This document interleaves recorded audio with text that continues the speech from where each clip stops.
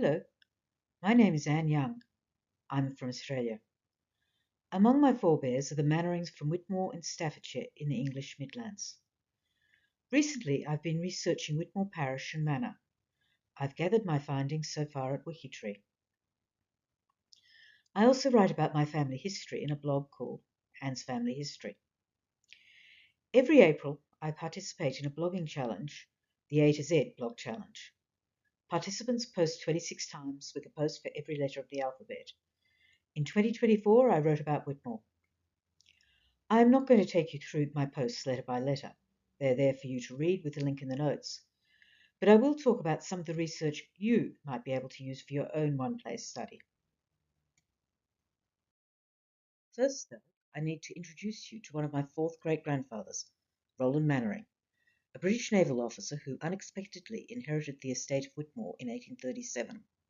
He was a conscientious squire and was remembered as universally beloved and respected as kind and considerate landlord, a good neighbour, and an active and upright magistrate. A census is a head count of a country or region at a given time. 1941 accepted, every 10 years since 1801, a census has been conducted in England and Wales. The 1841 census was the first to record names, and thus could be used for one-place studies. The average population of the parish of Whitmore in Staffordshire over the 14 censuses from 1801 to 1931 was 314. It has increased markedly since World War II. Up until that time, the number of houses in the parish had stayed reasonably constant, and you can see with the red columns that after World War II, they've gone up markedly. I looked in particular at the 1851 census. This slide shows where the people living at Whitmore were born. Most were from Staffordshire or neighbouring counties. 80% had been born in Staffordshire, and 1/3 had been baptised in the parish. In 1851, most people were employed as servants or as labourers. When I compared 1851 to 1861, I was surprised at the mobility of the population. The people of my place had moved about far more than I originally thought they would. 30% were still in the parish. Just under 10% had died. 25% were still in Staffordshire. The remaining 35% were mostly elsewhere in England, though I haven't been able to trace everyone yet. Most emigration was into neighbouring parishes. Most people did not own their own houses, and their occupations allowed them to move into and out of the parish. In England, minor criminal cases, those known as summary offences, are dealt with by magistrates or justices of the peace, their equivalent titles. The duties of the magistrates also concern local administrative applications such as licensing. Magistrates sit in tribunals or benches composed of no more than 3 members. Although 3 is the usual number, a bench is properly constituted with a quorum of 2. Roland Mannering, my fourth great-grandfather, was a justice of the peace, and the newspapers contain many reports of Mannering as a magistrate. The rural police force was established in Staffordshire in the 1840s. From 1851, each census recorded a different policeman at Whitmore. In 1881, James Brooks was the police constable station at Whitmore. While he was there, in 1883, Brooks was attacked by poachers when he was on duty one night and left for dead. He was highly commended for his bravery, and a testimonial was presented to him by the gentlemen of the county.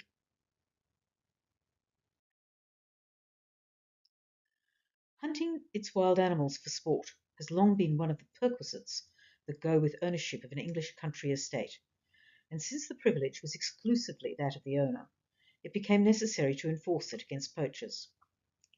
This was the main duty of a gamekeeper, whose other responsibilities related included cultivating game birds such as pheasants and preventing their indiscriminate killing, managing the habitats of game, and controlling natural predators.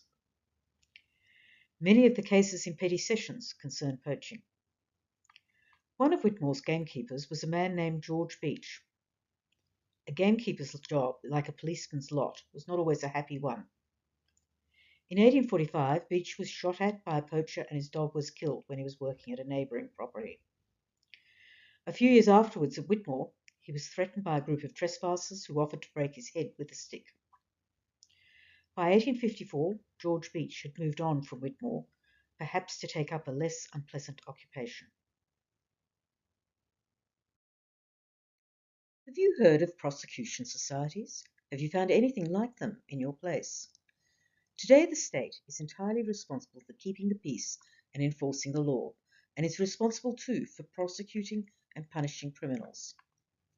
In earlier times, people with a common interest in protecting their property from miscreants, neighbours, fellow farmers, those in the same trade, formed mutual assistance associations to protect themselves.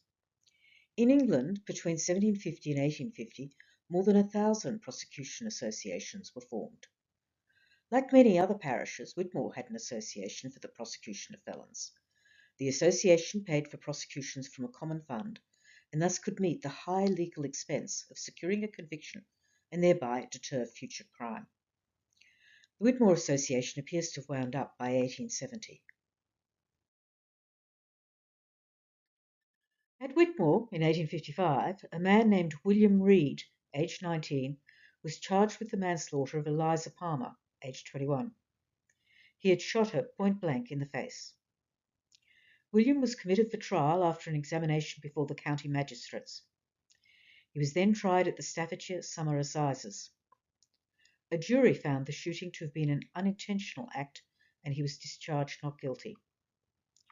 Looking at the case gave me an understanding of how the justice system worked at the time. 5 years later, William married Eliza's sister. Eliza's family did not hold a grudge.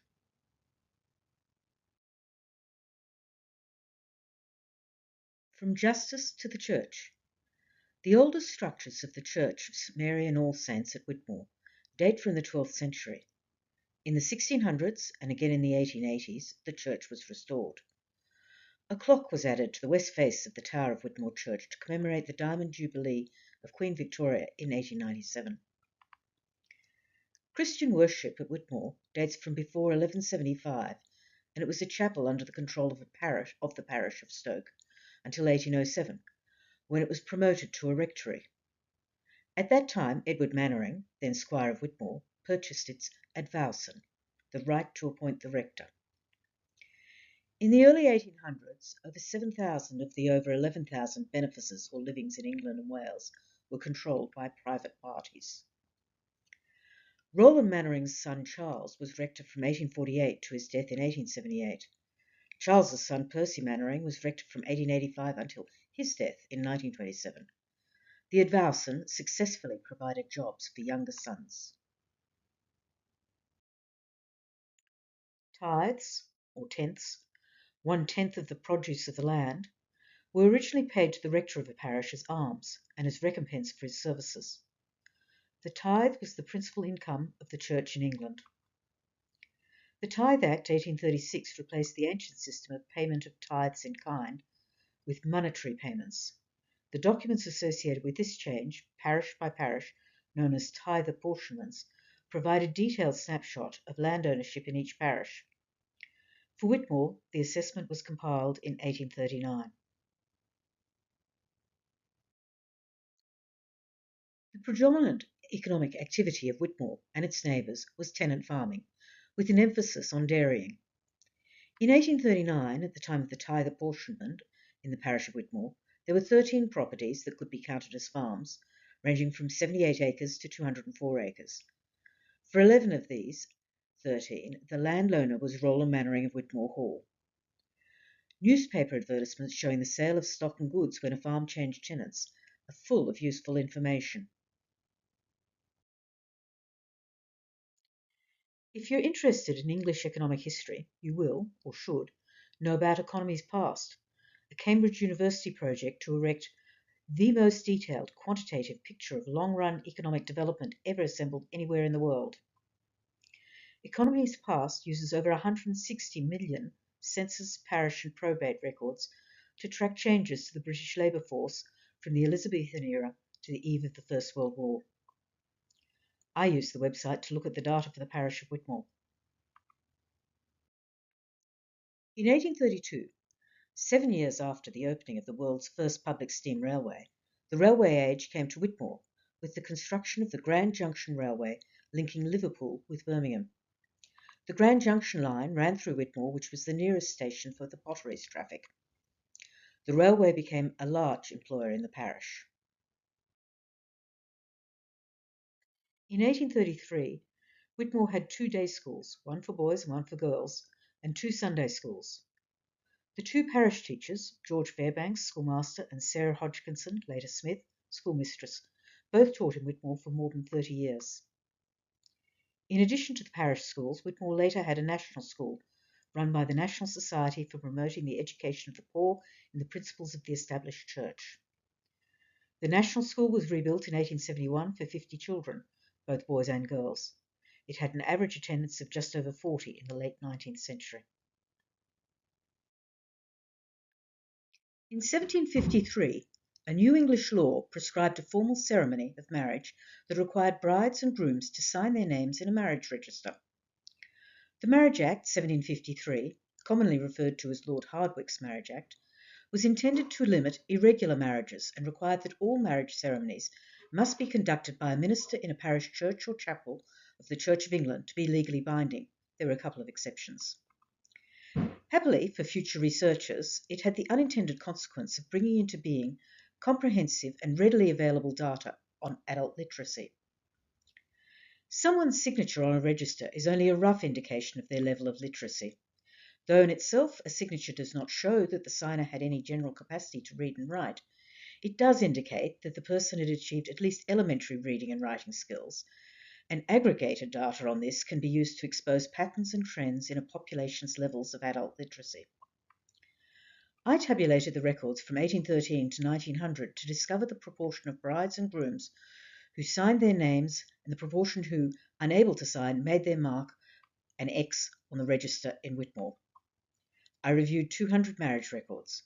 In the 1810s, 85% of grooms signed their name and just under 50% of brides. By the end of the 19th century, all grooms and brides signed their name. My analysis seems to show that the average literacy of those who married in Whitmore was higher than the average for England and Wales. I organised my data with the help of spreadsheets and of Wikitree. Each person who I have found to live in Whitmore has a profile on Wikitree. There are a great many resources to review and gain an idea of the parish inhabitants throughout the 19th century. These are some of those I've used so far. For me in Ballarat, Australia, Whitmore is on the far side of the world. Fortunately, a great many of its records have survived, and I can visit, virtually, the home of my fourth great-grandfather as it was 200 years ago. I wish you all the best with your research for your own one-place study.